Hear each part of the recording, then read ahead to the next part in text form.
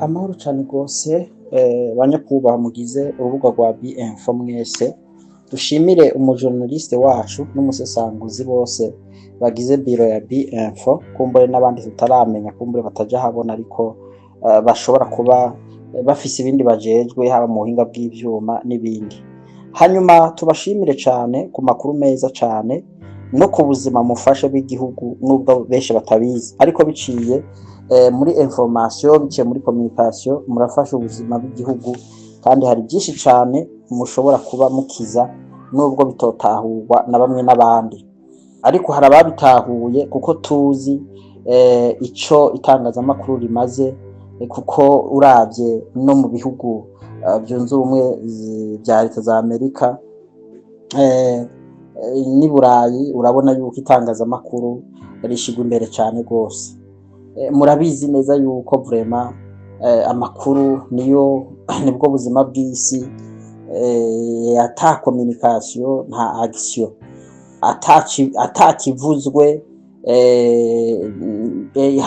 haba umwijima, ntihamenyekana ibigezweho. Murabizi neza kuva na kera kuri ba sogokuru hariho uburadiyo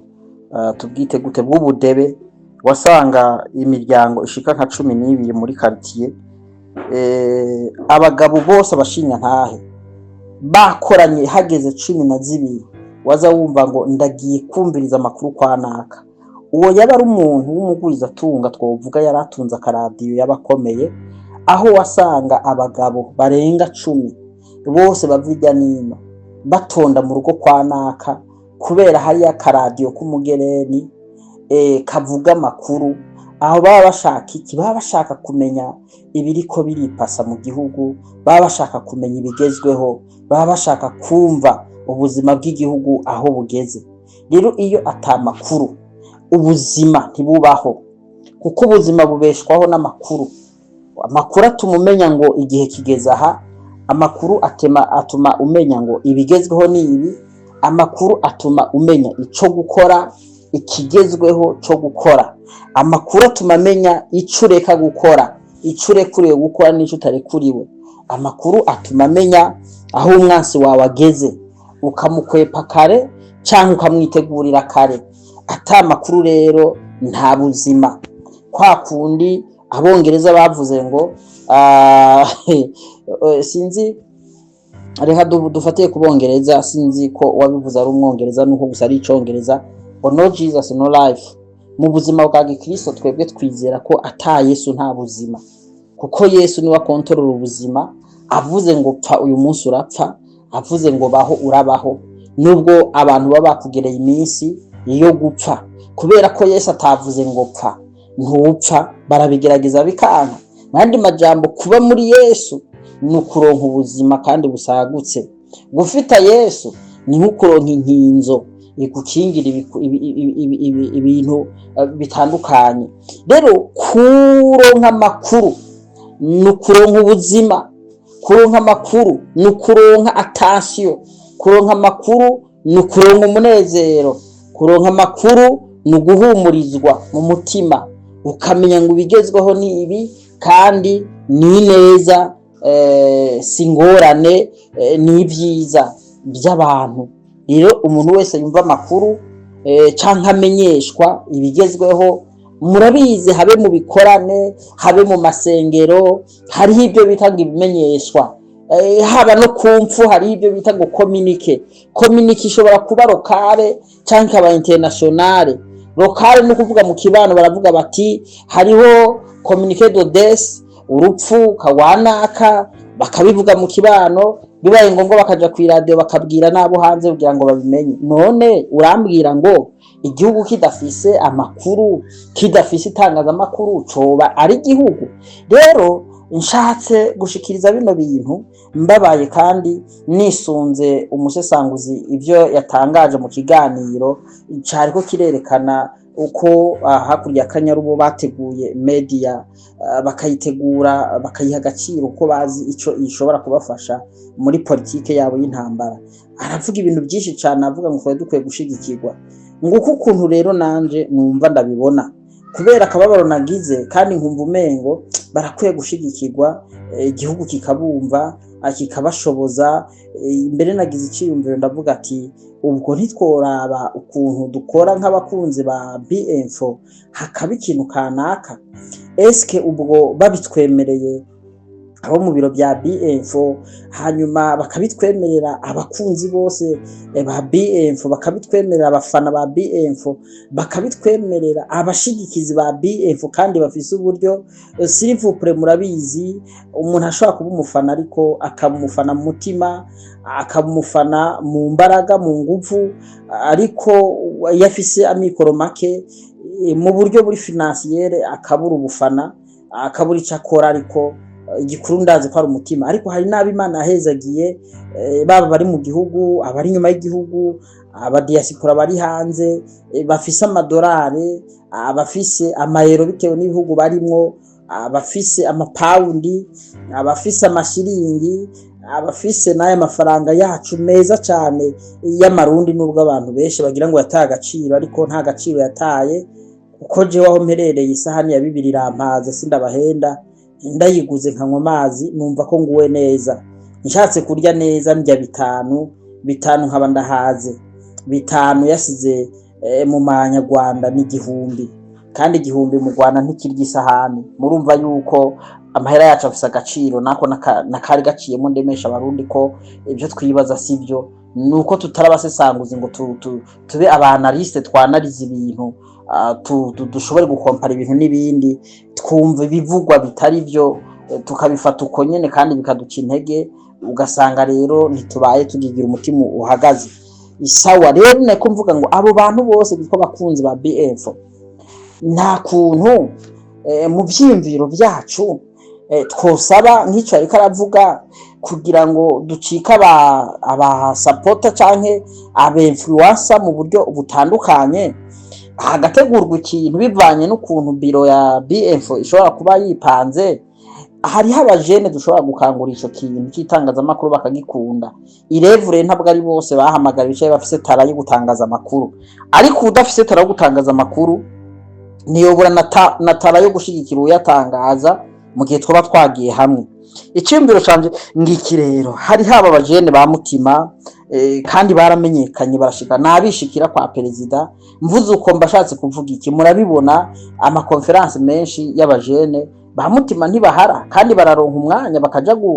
guperforminga, kandi perezida akababona akanabagabira. Nibyo tubona barandise amazina, bandi majambo barya, nibaza ko baba bafise bamaze gushika ku rugezo rw'uko bashobora kugira ukuntu boshikana ijambo kwa perezida batumwe. Kandi n'abajene bakunda igihugu na patriote barakora ibikorwa byiza tukabibona. Hariho ba Ildefonse, hariho ba Simbizi, aho ushobora kubona yuko bagiye kuri tele, umukuru w'igihugu yahashitse yagiye gufelicita mutima, ariko arimbura ibiraya. Ivyo byose nibigaragaza ko bari abajene dufise nabi kimazi, no mu kuba ari ijwi rishika kure. Nako niyumvira rero ngo abo bose hamwe BF yovyemera, abakunze bayishikira bakavyemera, enda nimuze mutegure ikintu twokwita nka conference de jeunes, muyite murondere teme nziza, kuko igihugu ntikibyanka abahuriye habuko abaja muri karaoke baragenda, abategura ibirori by'amakonseri ababitegura, kandi hagukira abajene benshi, abakomediye barategura ibirori. Mbe nka BF ifatanyije n'abasapota bayo ntiyotegura icyo twokwita umunsi speciale w'ikoraniro ry'abajene, bagatora teme ijanye n'itangazamakuru, hanyuma iyo teme ikabifatiye ku kwigisha abo bajene ico bita kubakundisha itangazamakuru, rifatanye no kubakundisha igihugu, nk'uko nyakubahwa Pierre Nkurunziza yari yabitanguje inyigisho zo gukundisha abajene igihugu. Antuka biro ya BF isabana bakaraba ukuntu babishira mu bategetsi, bakabisabira uruhusha, hakaba iyo conference canke iryo koraniro rihuza abajene, ariko dufise target imwe ivuga ngo twigisha abajene tubakundisha itangazamakuru hanyuma bige itangazamakuru haza abahinga ba professionnel baze kuko BMF irafise abahinga rishaka kubatumira batandukanye ico gihe naje vraiment ndumva ko nojamwo kandi babinyemereye ndumva ko hari ico no kwigisha ko tara yanje ni ukwigisha tukigisha ni gute umujene ashobora kuba inkingi y'igihugu mbega nizihe nzira umujene yocamwo ko ari nyinshi kugira ngo ashigikire igihugu nawe yitwa umwe mu nkingi y'igihugu cyane cyane mugabo dufatiye kuri itangazamakuru ko musa turashobora kuba turiko turondera inguvu tukabikundisha abajene hanyuma muri ico gihe turashobora gutumira abanyakubahwa bafise ijambo hanyuma tukaba twateguye BF igasabiramwo ijambo igasaba ikintu kanaka cyo gusaba ubufasha bwo gushikira itangazamakuru kuko ni investissement ikomeye cyane sibyo investissement ikomeye nimba habaho ico bita investissement financiere umuntu akinvestisa amafaranga mu bintu umuntu akinvestisa ubutunzi mu bintu bitandukanye hari ico bita investissement y'ubwenge umuntu yinvestisa mu gwaruka kandi ico gikorwa ca investissement agize ni kibora ni gikorwa kibandanya gikurira mu muntu w'investisijemwo kikamukuriramwo hanyuma kikazoba ikintu gikuze cyane kikaguka kikazogira ikimazi mu minsi izoza rero tworondera teme nimba ari investissement ijanye n'ubumenyi bumenyesha abajene icarico itangazamakuru n'ukuntu rikwiye gushigikirwa n'ukuntu rikwiye kwitabwaho ahubwo abajene bose uwo mwuga bakawiga tukabona Igitega hari branche ya BF tukabona Bururi hari branche ya BF tukabona za Burunga tukabona za Buhumuza hehe BF igakora ntabwo mvuze ko itangazamakuru ryose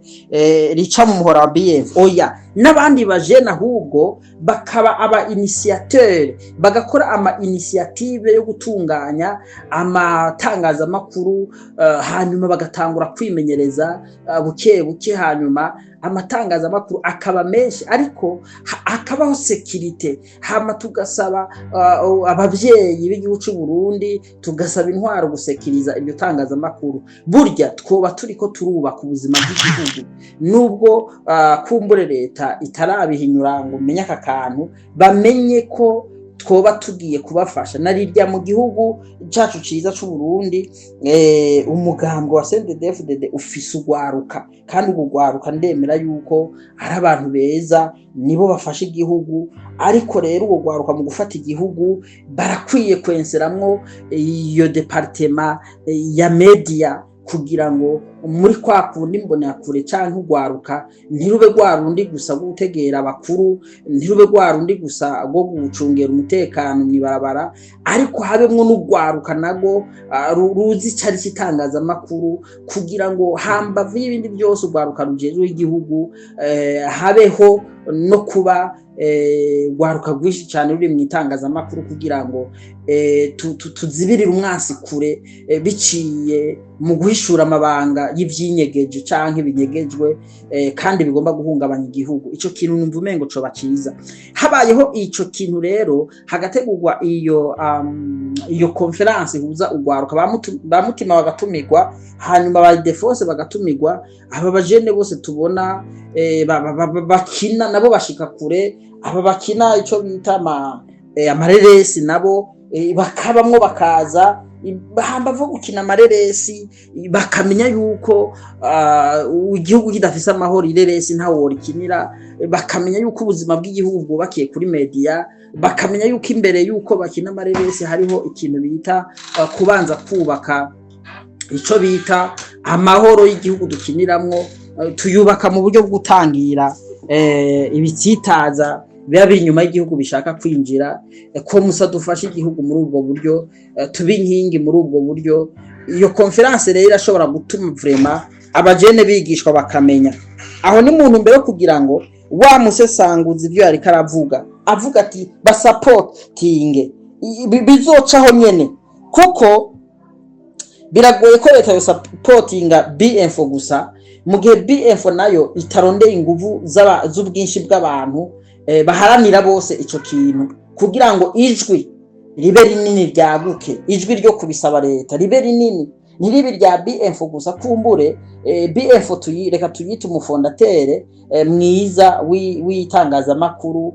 nk'umuyinisiatere mwiza wa mbere kandi afise ibyo yakijije, ariko kugira ngo nabo ijwi ryabo ryaguke nuko bakwiye kwenseramwe abajene benshi ko musa tugiye hamwe nk'abajene narijya tuzoba twagiye mu ruganda rutwigisha duhingurwa tukamenya akamaro ka media, bice bituma ijwi rica riba rinini ribe iry'abajene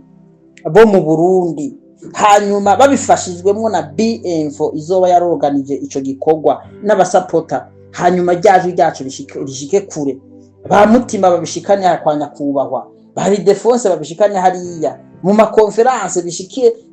bishike no kwambaya haga, kandi bayahaga zotumigwe muri iyo konferanse tubabwira ikibazo, tubereke yuko igihugu hamwe bokanura bakabona neza ko bikenewe bogira ico bakoze. Iyo nayo nitwiyo imwe izodufasha guca dushika n'ingoga ku gisabo gusumba uko baguma bisemerera muri BF. Hama ndabasabe iyo conference kugira ngo abakuru bazogurirwa amazi, kugira hazokotwe sare, kugira hazokotwe insinima zikwiriye, kugira hazokotwe ibikenewe, baba diaspora rero tubasabe nimba bo bikunda vraiment, nimba babona ko BF ikora neza, reka n'iki gisabo cabo cuko ibyo bakora, cuko ubuzima bariko barubaka bobwemvestisa mu bajene benshi, hama kandi bakemfluence abakuru kugira ngo bahagarare na media bashigikire biciye muri iyo conference. Tubasabe mutanga amadolari yanyu, erega nta kindi Imana izobabaza ibintu mwakoze byiza mukabikora kubw'inyungu z'abantu benshi, kuko utanze dolari ryawe ugatanga 50, 10, 100, ugatanga 200, eka ni dolari 1000 ko bayafise, kuko hari abayafise barahari, iyo udafise amahera bayafise babahari, kandi bose ni beza, uyafise n'utafise bose ni beza ikuru n'umutima bayatange. Bamaze kuyatanga mugabo tuyatange muri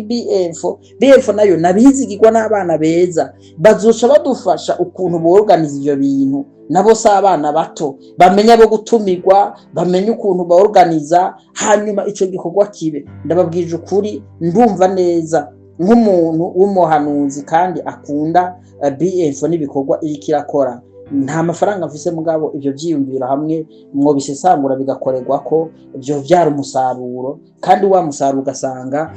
usa nk'ico mwamye mugona murondera kera,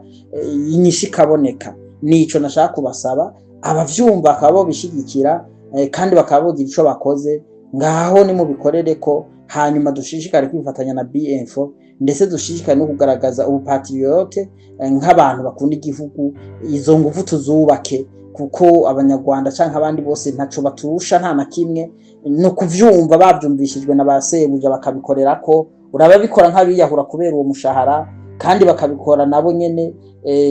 urumva atari kuvuga ngo bakabikora kubera umushahara batanakunda igihugu mbere wanashaka. Ariko ndiko ndaraba Imana ishimwe ko BF yitanga idahembwa, abo kuba mudahembwa je ndabishima, kuko umuntu akora ikintu kivuye mu mutima atari umushahara kiziga, agikora neza gusumba uhembwa, kuko uhembwa wewe agikora arondera umushahara hama akagikora byanke bikunde, kandi ico kintu ntikirama cane. Uhembwa ntiyinvestisa no mu bandi, kuko aba yibaza ngo ninvestishe mu bandi boca basombye umwuga bagaba ari bo bangajwa. Ariko umuntu agikora nka mission y'Imana uwabikora neza kandi arabiraga n'abana. BF rero twifuza ko muzobiraga abarumuna banyu, hanyuma itangazamakuru ikazoba rikomeye cyane mu myaka iri imbere, kugira ngo Burundi bwubakike neza. Imana yo mwijuru ibahezagire cyane, murakoze.